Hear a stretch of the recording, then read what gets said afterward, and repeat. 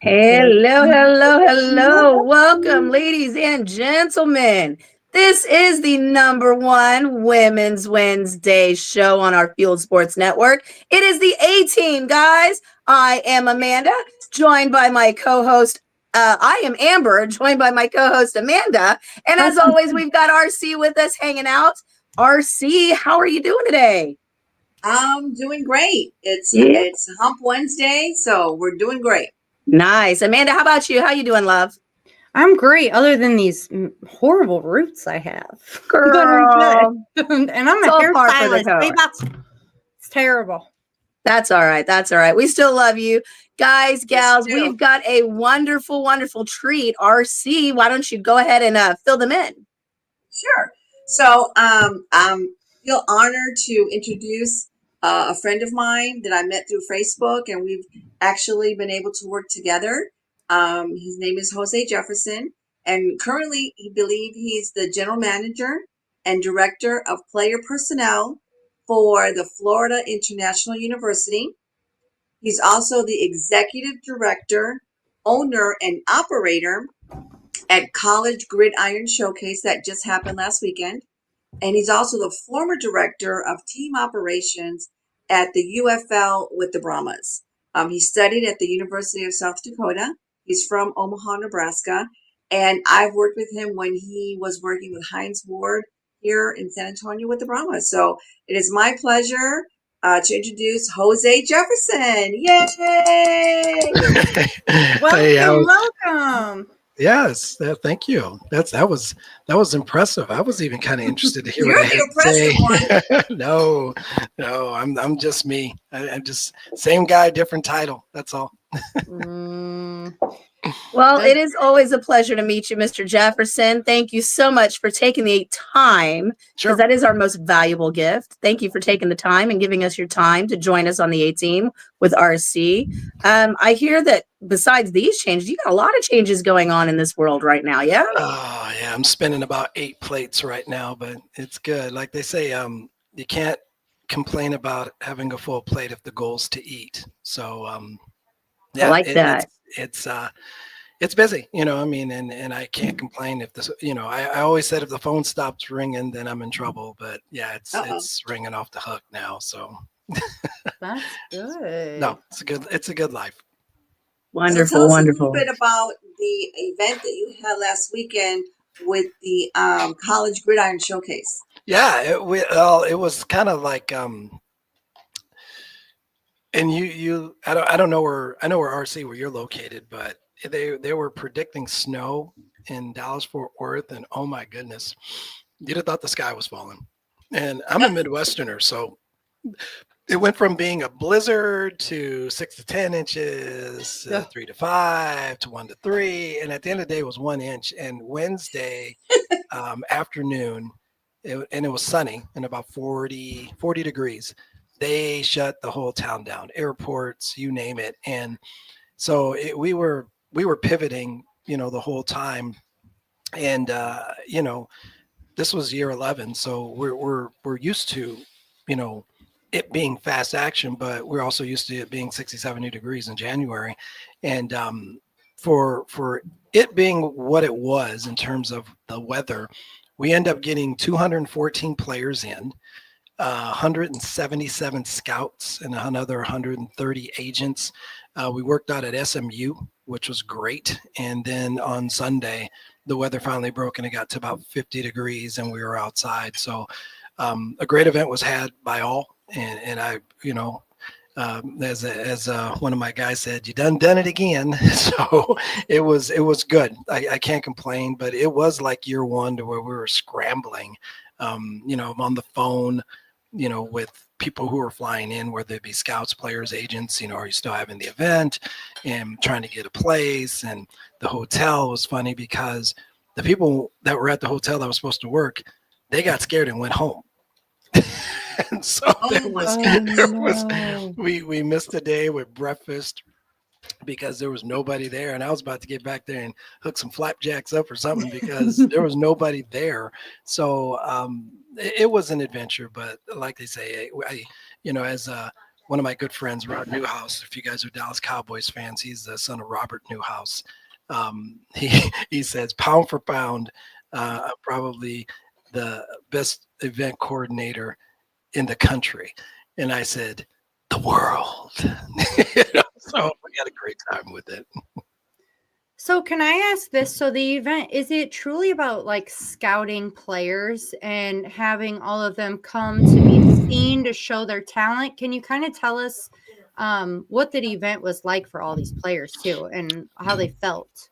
We do it a little differently because obviously you folks know about the Senior Bowl, you know about the Shrine Bowl. They're all interested in playing a game. We're interested in about the player evaluation. So the big focus is on what they can do. So there's a lot of one-on-ones, a lot of interview time. And to me, like everyone says, are you competing with the Senior Bowl? No, Jim Nagy's a friend, and we exchange. You know, they come get players from us because a lot of their players drop out of the game. But our competition is to me, is the combine. Not that we can compete with them, but we want to emulate that to where we want to make it a marketing place for everybody, players to coaches, coaches to scouts, scouts to players, agents to players, agents to scouts, our vendors to whomever. And, you know, we want it to be the place. And if you've ever gone, it's like Wall Street makes the Compton swap meet. It's just like, blah, you know, and it's great chaos. But the whole thing at the end of the day is meeting people. And that's what we want is the networking part of it, because those kids have played college ball 4 years, maybe 5. Well, some of them like 8 or 9 now, but you know, it is there's one more game isn't going to put them over the top or destroy them. So Right. they just want to see what they can do with some different bodies, because if you've ever played any sport, if you're the starter, you know who the backup is, you know who the scout team is, and you can beat up on that person all you want. Now you're doing it against another starter that you've never seen. And so it gets amped up a little bit more. But at the end of the day, it's about the interview process. It's about discovery for the teams to the players, players to the teams, the agents to the teams, the agents to the players, everybody. And we facilitate that. And I love it. You know, there was nothing like that when I came out. You know, and as I tell the kids, there's two types of football, or two types of guys in football. There's football players and guys that play football. And I was a guy that played football. You know, I mean, I was a track guy. It was a means to an end. I got lucky. I had some skills that translated, and I played for 5 years. But you know, I wasn't the guy, you know, as I say, because everyone's like, "Wow, you went to the NFL?" I'm like, "Yeah." And what'd you play? I said, "I played ass back." Like, what's that? I said, "Because I stepped on the field. Coach said, get your ass back." So that was my career in a nutshell. But now we have these kids that we take from all over, and one of the teams, I'm not going to tell you who. They say they come every year, and we usually have about 10 or 12 draftable guys that are on their board. This year, he said we quadrupled that plus. So we really did a good job of recruiting, evaluating. So I'm proud of my staff. I'm proud of what we did. I think the kids had a great time. It's grown immensely. And you know, when I think back 11 years, how this thing started, and you know, it's just amazing. So I feel lucky and blessed. Sorry for it to be long, but I love it. That's right. you know, it's like talking about a child. No, that's absolutely perfect. In fact, I'm a little interested about these recruiters on that aspect. What levels are these recruiters? Are they all like pro? Is it college pro? Is it college pro UFL? What different levels of recruiting are you getting out of this? You mean like who are our scouts? Yeah, with the scouting, yeah. We get all 32 NFL teams. And That's amazing. We get all 32 NFL teams. We get all 9 CFL teams. We get all 8 UFL teams. We get the indoor leagues. I get the National Rugby League. I get the Japanese X League. I get NASCAR. I get WWE. And out of that 177, about 100 of them are NFL scouts. And they like Dallas comes and they try to big boy the room, so they'll send 5 or 6 guys. The Bears always send 5 or 6. The Packers will send 4, and they send so much because we have so many guys. So it's crowded, and at the end of the day, I tell the guys, because everybody wants to hear their name get called. on the draft. That's just fact of life. Right. But there were 400 undrafted free agents last year, and CGS had 141 of them. So we had a fourth, more than a fourth of the undrafted free agents. And get this, one of our kids, he was a lineman. I won't tell you his name because I talk about his money, so I'm gonna put his name out there. But I thought it was an exclusive. Dude, I ain't gonna put him out there like that. I'm teasing. He signed for as an undrafted free agent for. That's amazing. He signed for. I love that.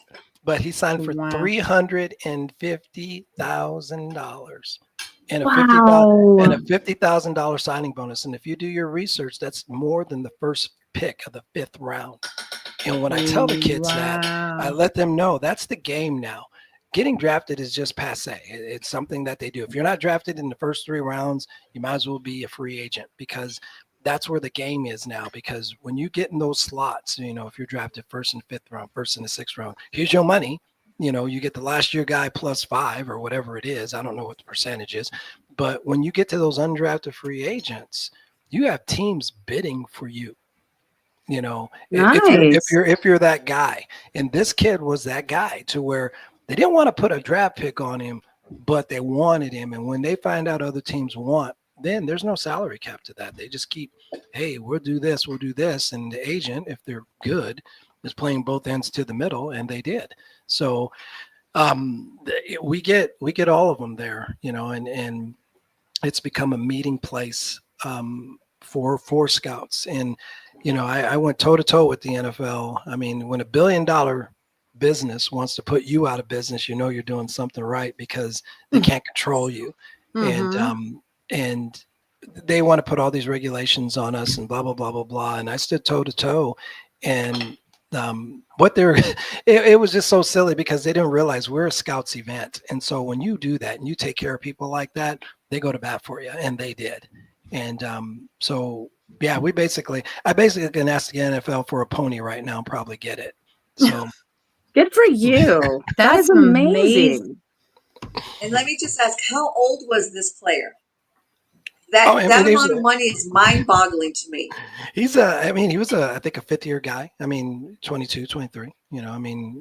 Yeah. And see, but we also, and this is the other component as well too. It's not just going there and playing football and sitting in a room and getting an interview. We do seminars and symposiums for these kids and also their parents as well too. We talk about life after football. And that one's so funny because they always think like guys like my age, but we're talking about 3 or 4 months down the road. Right. We talk about financing, picking an agent, picking a finance person, all these things that we talk about. And it's all like one of Robert Newhouse's son. He does one of the seminars. Craig Redd, who's director of op, he does a seminar.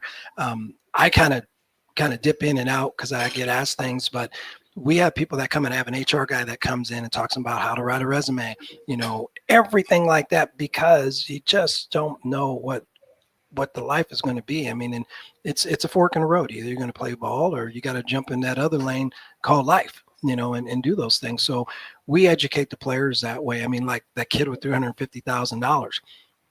Okay. Let's talk about that.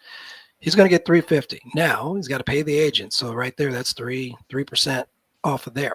And if you're in $350,000, you're probably in a different tax bracket. So it's probably about 40%. So that's right down. You're about 200 and some change, 220. We'll say that. So you're paying the agent not off the 225. You're paying them off the 350. Mm-hmm. Now you're in the NFL, and that means that's union time. So that's $1,000 a month. Boop, boop, boop, boop, boop, boop, boop. And if you live in, say, I don't know where you ladies are from, but if you get drafted to, well, we know you're not in, I'll say New England. If you get drafted to the Patriots, you ain't got a place there, right? So you got to find a place to live there.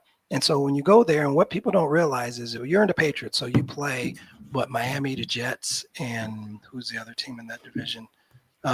Bills. So you're going to those 3 places. When you go to those 3 places, you have to pay taxes in those places that you go. So you got to have 4 people in your life: an agent, an accountant, a tax guy, and then a lawyer. And they all got to be 4 different people. And so you got to pay all those people. So you see where that money is going. And then you're going to do something silly. You're going to buy a car, or you're going to buy your mama a car, you're going to buy your girl a car, or you're going to buy a girl a diamond ring or whatever. And you're not going to put it on time. Shoot, you're just going to be out there. There you go. And so that money's down. And then you're going to run into all the people that say, no, I knew you and you were nothing. Give me $100. You know, you're going to run into all them. And then you're going to want to do something nice for your parents, which that money is down. And then guess what? You haven't even eaten yet. Yeah, you haven't lived. You haven't lived. You haven't done anything. And you only get paid in those 17 weeks that goes on, you know? So at the end of the day, sometimes you got better odds of being a Supreme Court justice, you know, and a better opportunity, you know, than playing. And so that's why you see the guys like Pat Mahomes that make the 260 or Jalen Hurts. They don't want any more games because then their game check goes like this, because you're just dividing that 260 by 18 instead of 17, to where if you're this kid, you get paid per game.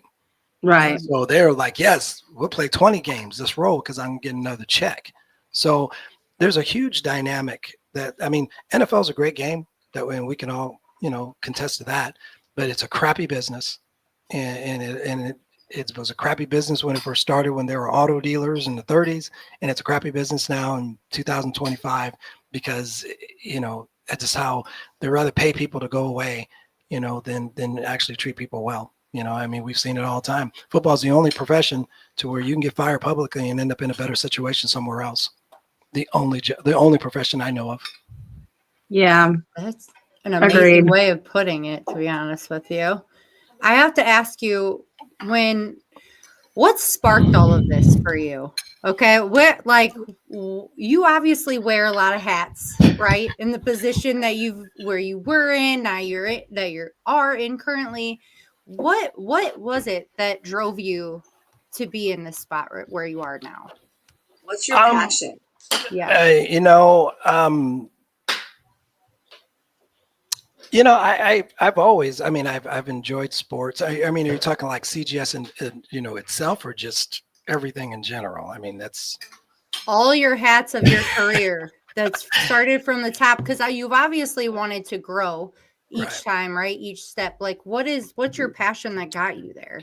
Well, I mean, I'm half Puerto Rican, so you know us with them jobs, man. We ain't happy unless we got like 5, you know. So that's no, I don't think it was so much more. I think it was more about pivoting, if that makes sense. Yeah. Because I started out as a player, and I really even wasn't a player. It's funny, I got more years of pro football than I do high school and college put together.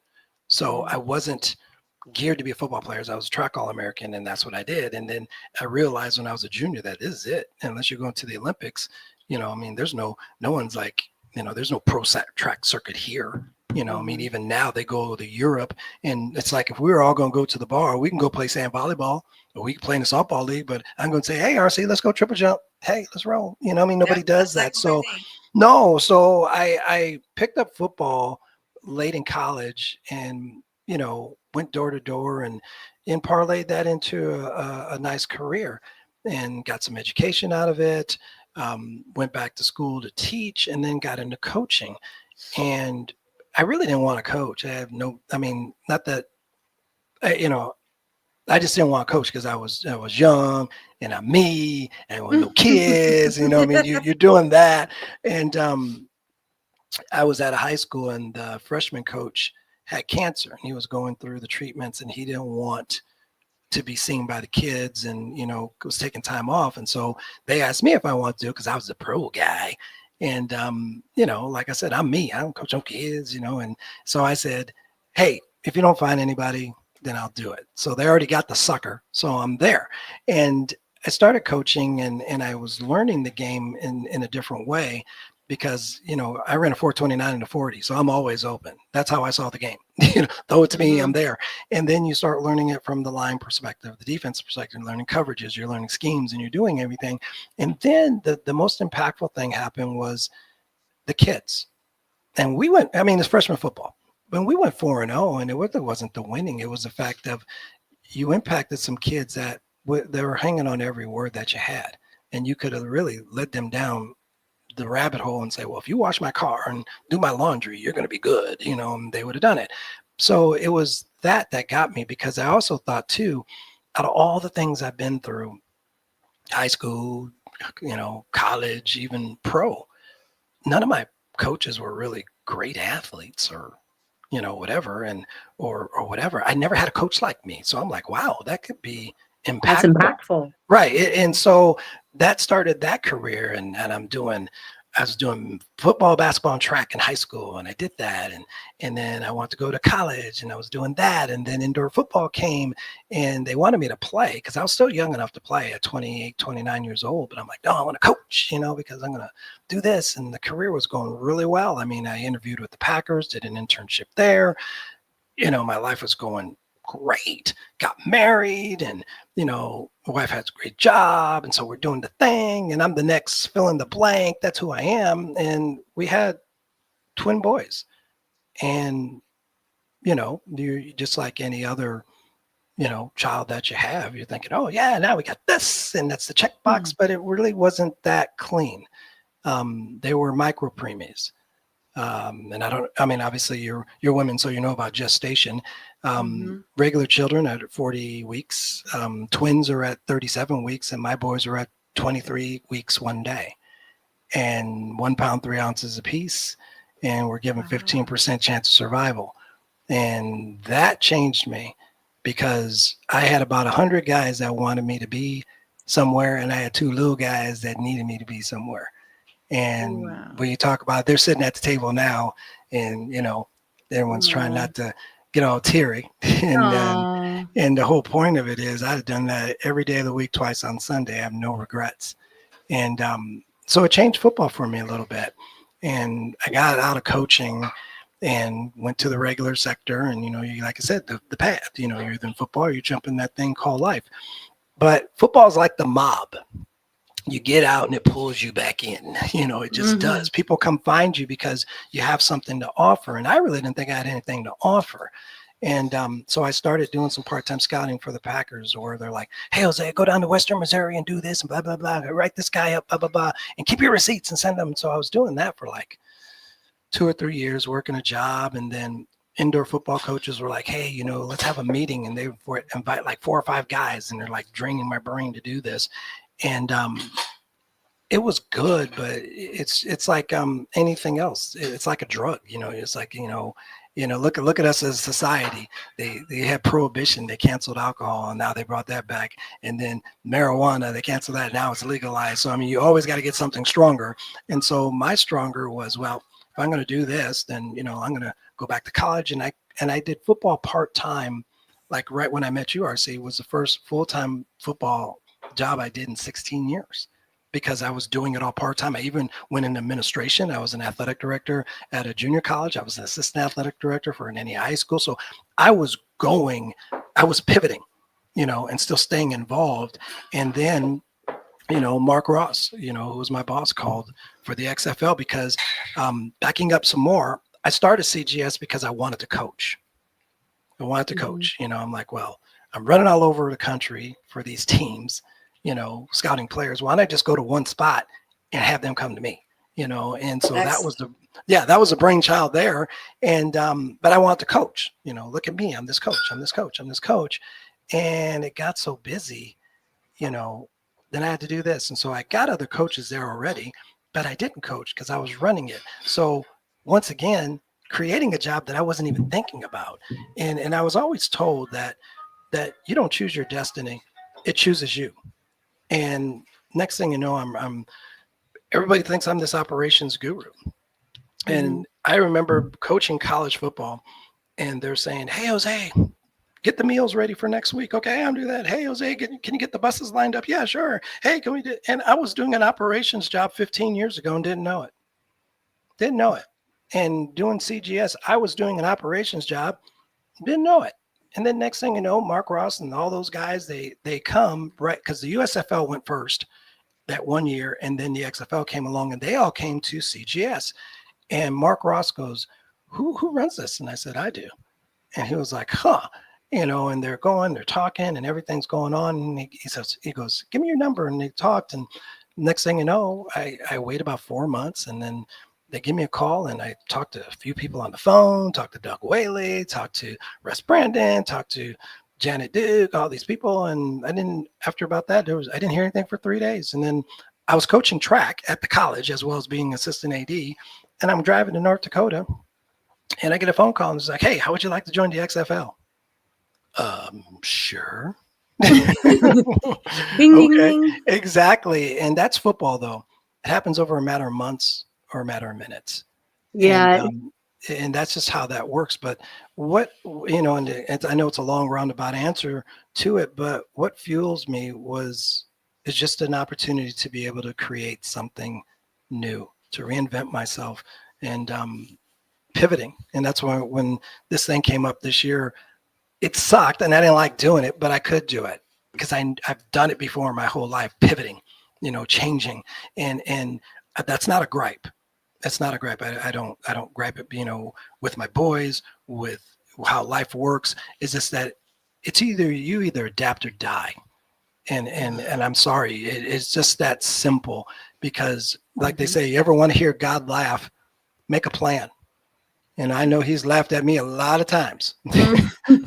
So no, I just enjoy the fact that I can create things, that I'm skilled enough to, with my background. And like they say, and we've all played sports, when they say rise to the occasion, nobody rises to the occasion.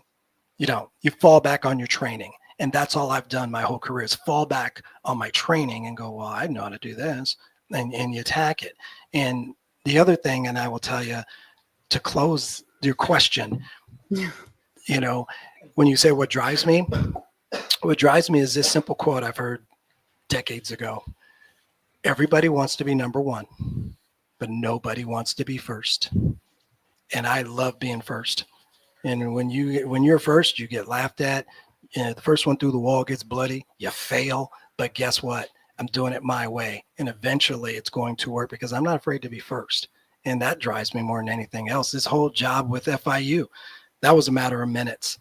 I coached the head coach there at FIU 20 years ago, and we kept in touch, and always talking. When he got that job, I texted him on Monday. The Monday he got the job, hey Willie, that's my dog. You got the job. You're there. You're in the show, man. I said, if you need me, call, man. I'm good. Do whatever you got to do, but I'll help you. I mean, whatever you need. I got, even being in the stands or whatever. I don't care. You're my guy.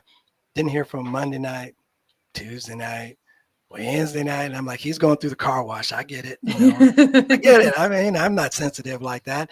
And I'm getting ready to go to bed. And I get this text that says, Coach, I want you to be my GM and director of player personnel. Say yes. That's the text. What am I going to do? Nah, I don't want to do that. Nah, I don't even know how to do that. And that job is brand new. What, general managers in colleges are about a year old now, so, and it's another thing. It's another challenge. It's another thing to where I'm not rising to the occasion. I'm falling back on my training from the XFL, from CGS, from my days as an athletic director. That's all I'm doing. And that's when you say, you had a great introduction for me, but the best compliment I was ever given was by an opponent that I coached against. And we were kind of like frenemies for a while. And after 20 years, we became friends. And he said, the great thing about you is you're the same guy every day. Win or lose, up or down, happy or sad, angry, happy as hell. You're the same guy. And he goes, that's rare. And it sucks. I get down just like everybody else. I just don't stay down. Then I get up just like everybody else, but I pull myself back down and humble myself to get focused again. So, like I said, I'm sorry to gab it up, but no, you're perfect. You're perfect. I'm sure that your lovely wife is also there with your wonderful boys to keep you grounded. And with that being said, so who else do you have that you consider part of that safety net, that support, keep me grounded, keep me passionate, keep me driven kind of support group there in your life? I mean, I definitely think, my family is huge. I mean, they like I say, they support all my craziness, and that's huge to me, because I grew up with a dad that's, wasn't, he was a great guy, but wasn't a great dad. And my mom's hardest working person I've ever known. When you can retire from two jobs that you worked 30 years at. I mean, that's, I had that groundwork, and now, I'm fortunate to where my boys are old enough to where they have their own lives. They don't really need me, maybe some money every now and then, but they don't need me. And my wife has her career. I mean, and she's a, as I call a 95%er on her job. That 95% of the stuff come out of her mouth is correct about her profession, and she's in orthopedics. So, it was time for me to catch up with what I'm a 95%er at. So, no, they're great. My family, it's funny, like my mom, my sister, they kind of, it's funny. They claim me, but they never come to anything, which is kind of funny. I mean, because, when we worked for San Antonio, my mom was going to come to a game because of the thought of seeing Dwayne Johnson. I'm like, what about me? I'm there too, and that's just how some people are, and that's fine. I get it. But no, I 90% of my friends in this world live under the same roof as I do, and the other 10, I've always been told to be well known, but not known well. And those other 10% know me really well, and they're close. They have different area codes and zip codes, but yeah, that's my support system, because they know how to humble me. I mean, you want to talk about being humble. I just ran this great event down in Texas. I mean, like abracadabra, pull an event out of your butt. And I get home, and what am I doing? Folding clothes, taking out garbage. There it is. Yes. We know the feeling all too well. Yes. I love how you talked about the word pivot, because I know you, myself, and Adrian have had discussions about how you are a great supporter and an advocate for females and football and flag football and those opportunities. I would love it if you could talk a little bit about that too. The way football's going, I mean, it never has been a game for everybody, even males. I mean, you're too short, you're too big, you're too small, you're too whatever. And now football is just it's catching up. Football is always light years behind everybody. I mean, look at basketball. They had 64 teams in the playoff. We just got 12 now. I mean, so it's light years behind. And now with participation and the jobs that are there now don't require you to play football. Officiating, operations, analytics, general manager. Coaching is a little different. And I say it's a little different because it's just like women are kind of like the international thing. Unless you got brothers, most women don't grow up playing football. They just don't. I mean, it's like the European or the international kids. They don't play football on the street. It's basketball or soccer, cricket, you name it, but it's not football. And so you're always going to be that step behind. And where we kind of want to bridge that gap is we're not afraid to teach you football, talk football. I mean, it kills me when I hear all the time women are like, well, I just don't want to ask any questions, blah, blah, blah. Why not? Football's easy to me. You got a 50% chance of being right. I don't care what they say about Tony Romo. He don't know nothing. You're either passing it or running it. So everyone's got 50% off the bat, number one. Number two, it's just like anything else. If you know positions in any sport, volleyball, softball, why can't you learn them in football? Same thing. Just a lot more people out there. And rules are rules are rules. Anybody can learn rules. And so if anybody, I'm the first to admit, I coach for over 25 years. Football is not difficult. It is not difficult. Coaches make it difficult. They want to make it difficult because they're neurotic, and I was in that boat, so I can say that to where, well, we run this play and it works, but you know what, I got to change it because someone's going to, and it is. And I love Hines, and Hines was that way too. But the great thing about working with Hines and why we got along so well is because when I got hired, outside of doing operations, get the buses, get the meals, make sure the players, I was told by Mark Ross verbatim, take care of Hines. Take care of Hines. And I knew exactly what he meant because I didn't have a me when I coached. When I coach, I had some younger black coaches, but most of them were older white coaches. And the path is different. You know, as we see, I mean, look, we got a black coach right now playing in the national championship for the first time. Mm-hmm. Wow. First Mm-hmm. time. And I don't care what he says. He's trying to play it. Well, you know, it shouldn't matter what your color is. And BS. It's going to matter what your color is because it never happened before. Mm-hmm. You know, so It is an amazing feat. Even It is. even if it's something that's not necessarily an intentional thing, you know, you Mhm. can't necessarily control what color you are, right? No, But no. a phenomenal coach is a phenomenal coach. Correct. And yeah, you definitely give credit where credit's due, and that is truly a spectacular feat. So Okay. yes, kudos. I hope to see it come out with a victory. And I'll be honest. You got a lot of black folks that don't want to be Irish fans right now, but I'll be honest. I went to Catholic school for 12 years. So, Ohio State, you know. they're playing well. I mean, and I tell you what, and poor Ohio State, and I say poor Ohio State, they could go and win this game on Monday, and you'll still have that fanatical fan talking about Michigan. Right. Watch. Mm-hmm. And that's Mhm. that's the coaching curse to where sometimes winning isn't enough. And that's terrible true. because Oh yeah, it'll always happen. Always happen. no, but I mean, in like getting back to the first, I mean, I was the first Puerto Rican coach in indoor football. I think I'm probably one of the only Puerto Rican general managers. I know I was probably the only Puerto Rican in the XFL. And, Right. you know, people were saying that. And I said, you know, and that's the part I understand when Marcus Freeman says that. But the part that I pivot back on and say, it would be more of a shame if I was the last. Yeah. That's true. And that's what I'm saying. Yeah, it's a Absolutely. big deal that he's the first, but it'd be a shame if he's the last one. And that's a bigger story to me than him being the first. Who else is out there that could do it? You know, Definitely. so, And but you know, we're speaking of firsts, and we're seeing as women being involved in these sports on various levels. You know, Danny Garcia. We've mhm. got Catherine Schultz, who's working with the Roughnecks. You know, you've got these female referees going in there.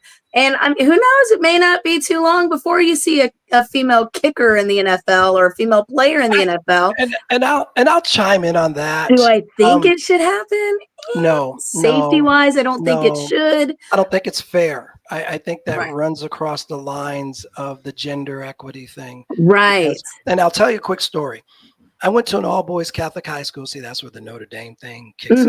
Mhm. They called us the Notre Dame of the Midwest.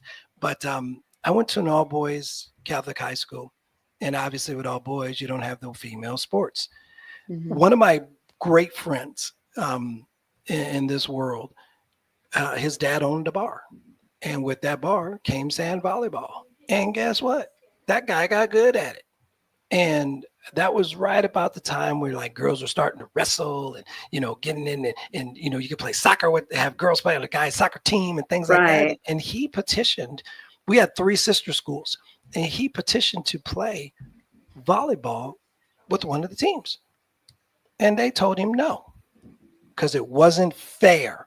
And And so I'm like, if wait a it's not minute. fair on one side, why not the Correct, other? correct. Yeah. And so in his story, he goes to Nebraska and they didn't have volleyball. And so he's playing club volleyball. And then he goes to Pepperdine when they had volleyball on there and he wins a national championship. He comes back and then he's a big name on the indoor or in the sand volleyball circuit. And now to this day, he's my age. He owns one of the biggest indoor and outdoor volleyball complexes in the Midwest, and he hosts the NCAA Sand Volleyball National Championships. So from that humbled, I mean, because we all go through suffrage, but no, I am not interested in seeing a female in the NFL as a player, not at all, because it's a no-win situation.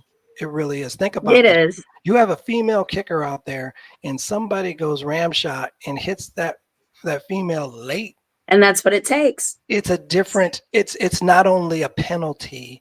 It's sexist. And he did that on purpose, and she's just a woman. Now it backs it right back down to where it was. And so anytime it's just like the right now with the identity of you know whoever you are and things, and I identify as this, and so now I'm this and I can do that.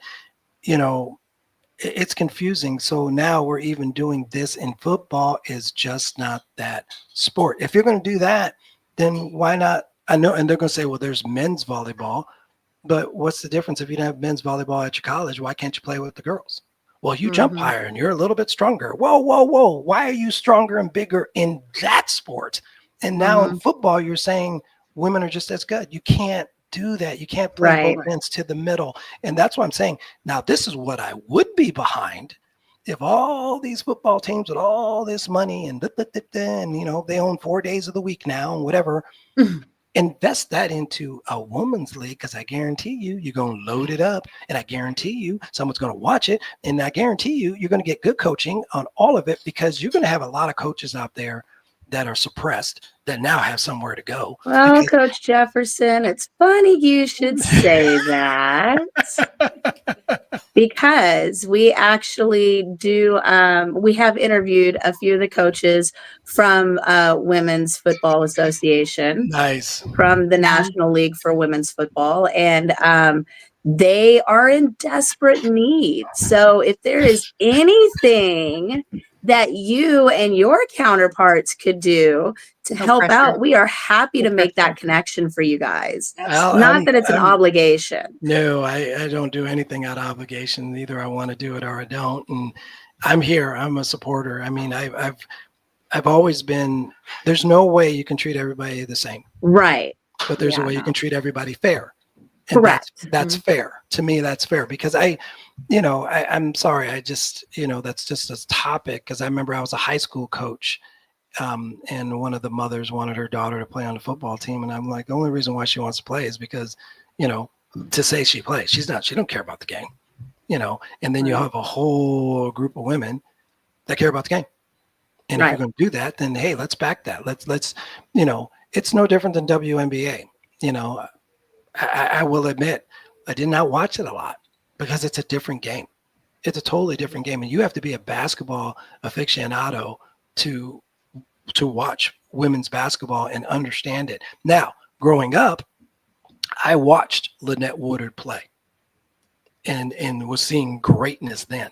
I've seen Nancy Lieberman play and watching greatness then when she had to play with the guys and Lynette Woodard's playing with the men's ball and doing the thing still. And that's what come to and it's still on Caitlin Clark because they're like, well, she didn't use a men's ball. And I'm like, let that girl have her time. She can only do the rules that are given to her. She can't Right. control that. She wasn't going back to the 80s and say, okay, don't give it a shot clock. Let them hold the ball or give it the men's ball. She didn't do that. She took the advantage and she's a great player. She's great to watch. All those women are great to watch. And I will admit, I even started watching it a little bit more because now it's different because you're getting the personalities, which is no different than the men's sport. You get the personalities and it makes it more human. And now you want them to do well and you become a fan.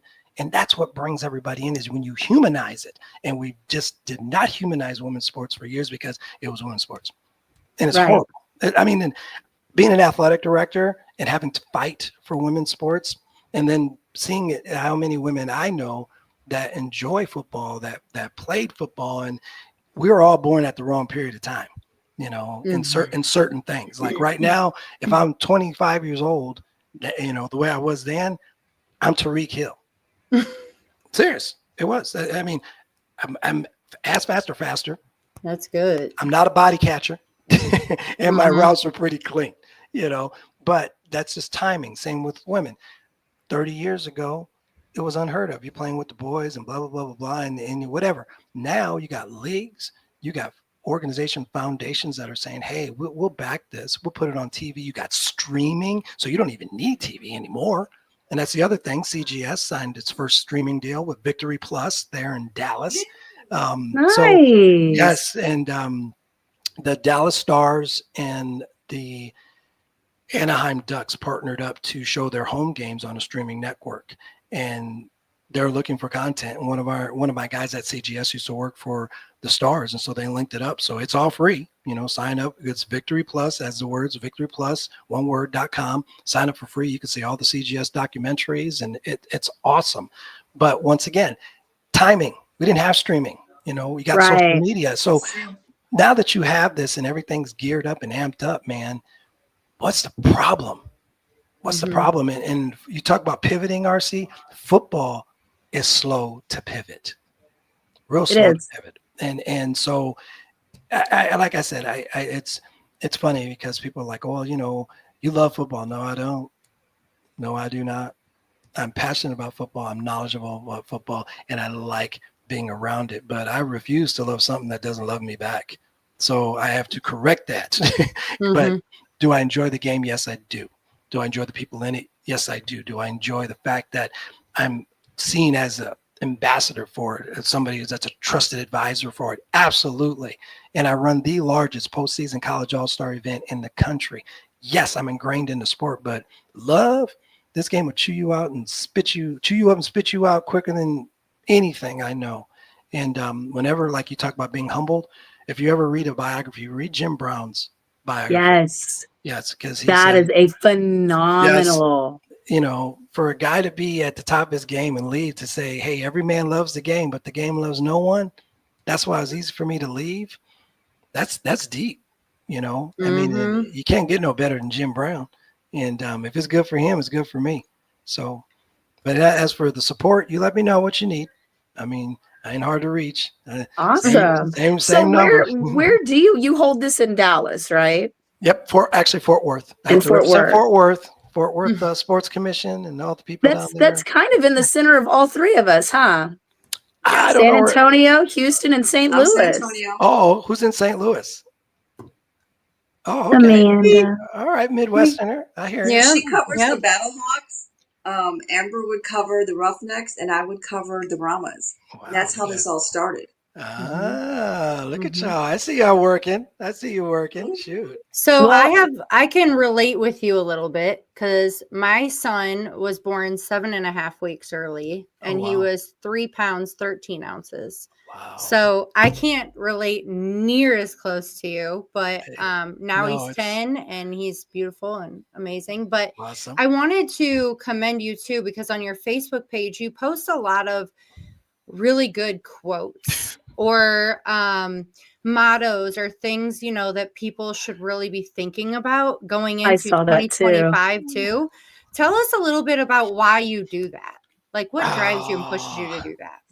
And I'm laughing because a buddy of mine calls them Joseisms, and you guys get the inspirational ones, and sometimes just stuff just flies out of my mouth. And like I was just talking the other day at CGS about a kid, and we're trying to help this kid, and he just wasn't learning and didn't want to do it, and then he comes back and goes, okay, and I just said, yeah, man, I said, you can lead a horse to water, but it doesn't make him a duck. And they're just like, what does that mean? But the inspirational thing is, it kind of just started with my boys, just for the simple fact of, I know I'm not the only person out there hurting. I know I'm not the only person out there that's down. And if those words, even if there's borrowed words or they're mine, or thoughts, not a gripe and not a brag. And I say that because people use Facebook like a human highlight reel. And yeah, I got a buddy of mine got a new girlfriend, and then they break up, and I don't know what happened, and you don't get that story. And so if it's something that can touch one person and say, you know what, I get that, I dig that, I know where you're at, then I'm not an overly religious person. I'm spiritual. My mom says I'm not Christian because I don't go to church. And I say I liken people going to church to say they're Christians like me standing in my garage and calling myself a car. So that's my way of humanizing not only myself, but everybody else to know. It's just like I told my son. My son is a concert. The one that was given 15% chance survival and would never function is a concert violinist and a concert pianist, which is kind of odd. And I say odd because it's just, when you look back, but he's always pressing. And I tell him, I said, your good enough is good enough. Where all of our good enough is good enough. However, good isn't good if it can be better. And better isn't better if it can be great. So you're already at good and it's up to you if you want to go better or great. And I said, because right now, I mean, we all raise our own bars. When my son played this violin, he sounded like he was straining a cat. Holy crap. I was like, what are we doing here? I'm And with you now, there. and now he sounds, I mean, he's got people that want him to play. He's got lessons. I think he's got the star one, star plus at state and like three. Oh, Wow. he's, he Wow. could play that thing. And he's like, well, you guys expect, no, we didn't expect you. You raised the bar. We all raise our own bar. And it's the Mhm. same thing with these quotes, high waters raised all boats. You know what I'm saying? So if I can touch somebody and it makes their day, just make a little bit easier, because you don't know what somebody else is going through. And, we all seen some dark days, but like I told my son, I said, or I tell everybody, we've all to this day, as long as we up right now and breathing and under God right now, we've also survived 100% of our worst days so far. So Mhm. that's a good sign already. So that's why, Exactly. I'm He's telling you, I got on that so Facebook page and I started looking at some of these quotes and I'm like, man, I'm gonna have to start writing this on my whiteboard at work. It's Uh-huh. hilarious because I've got corporate executives and they literally will go out of their way to walk by my office to read my quote of the week. wow. And Yeah. one of the favorite ones that they like for me is fail is an acronym, first attempt in learning. Yeah. Yeah, it is, and like I said, life is a cruel teacher. It gives you the exam first and the test first and the lesson later, Right. and we all learn that way. And, but no, I just, I'm it's gonna so start easy. using some of them, coach. I really am.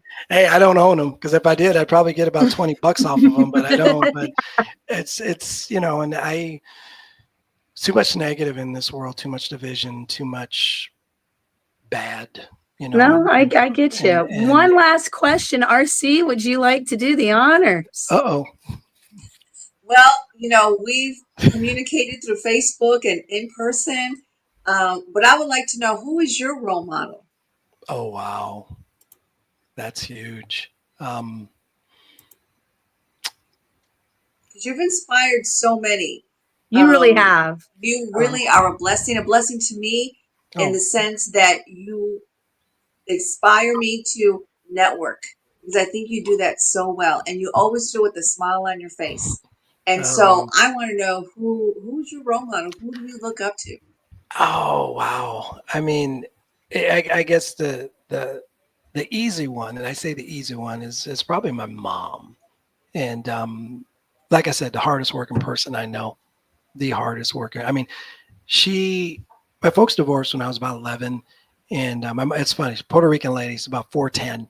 I don't even know how I got the 5'9", but um, and she used to work from 11 to 7 at the Omaha Police Headquarters, and then she'd go home, get home at 7, and sleep till about 11, and she'd drive a school bus from 11 to 5, and that's all I've ever known my mom to do.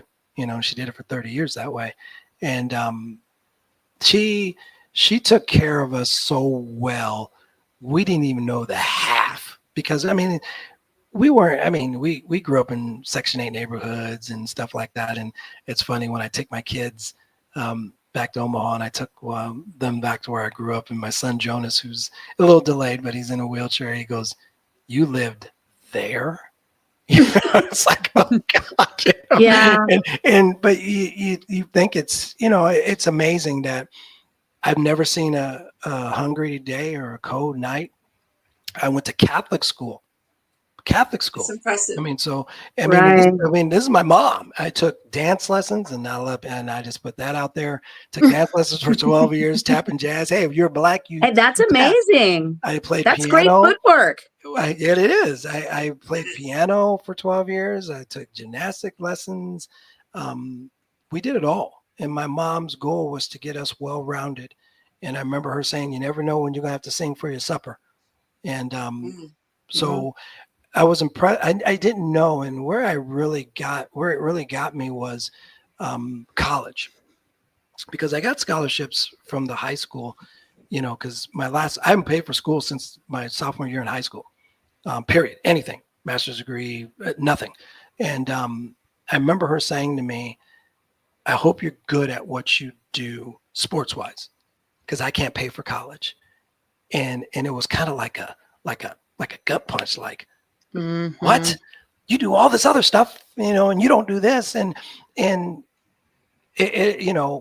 my dad was a businessman, and I've had a job since I was 7 years old.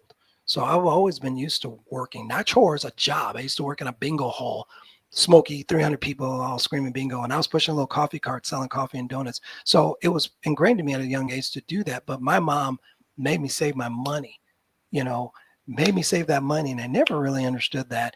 And so when this college thing came, I could just tell that she was just disgusted that she couldn't pay for college.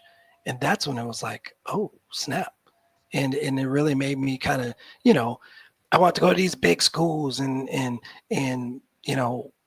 it didn't. I went to the University of South Dakota, and it was 2 hours from home, far enough away for me to get in trouble and close enough for me to come home when I needed to. And she was my biggest fan. And I will tell you this, my mom does not know anything about sports. Nothing. She loves the Cubs. She loves the Bears. Love the Cubs, love the Bears. And she's the type of person that you'll watch TV or watch a game with, and she'd be screaming, "Ah, what happened?" That's her, and seriously. So I could jump 25 feet or 15 feet. She was still screaming. I mean, I could score 20 points in a basketball game or two. She's still screaming. So it didn't matter. And so I just wanted to, it's kind of a, like, that's why it was easy for me to make the decision to walk away and be with my boys and my family, because she made that decision. And if it was good enough for her, it's damn well good enough for me. And it's a Machiavellian principle. And I don't know if you've ever read Machiavelli. Yeah. It's all about availability. And she was available to me. And I want to be available to my kids, my wife, everybody that I can be. I mean, including you folks, Yeah. And so that's, I mean, and you can go to the easy standby and say Martin Luther King or Denzel Washington or, Jordan or who else? Terry Bradshaw or Lynn Swan or, you can do that, but you don't know those people.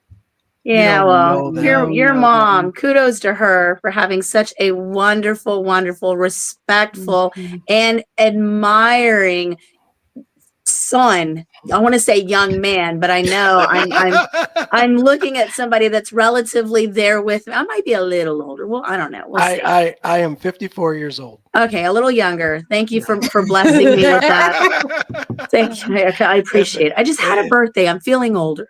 No, honestly, thank you so much. Coach Jose Jefferson, guys, please keep an eye out for him. I'm sure we will have you back on the show. We truly do appreciate your time, your efforts, your energy, and we look forward to the next event, because I definitely would love to be out there to help interview some of these players and get you guys promoted as much as we can. You ladies are more than welcome to come to CGS, and I have the whole second floor of the downtown Sheraton. It's like 20,000 plus square feet. And you're more than welcome to occupy 100 square feet of it. That's always in RC. RC, you knew that's a given. Yes. I've always said that you can come up there and do it, because it's amazing. Some of these players. I mean, you got center from Iowa. We had the all Big 12 fullback, and then you got these small school kids. We had kids from UTSA. We had kids from Texas State. I mean, and then we had a kid from North Dakota and one kid from Wofford College. I mean, it's probably about as big as your kitchen table. So I mean, that's amazing. Don't count us out on that, because we probably will very well take you up. I'll do it. We're doing it.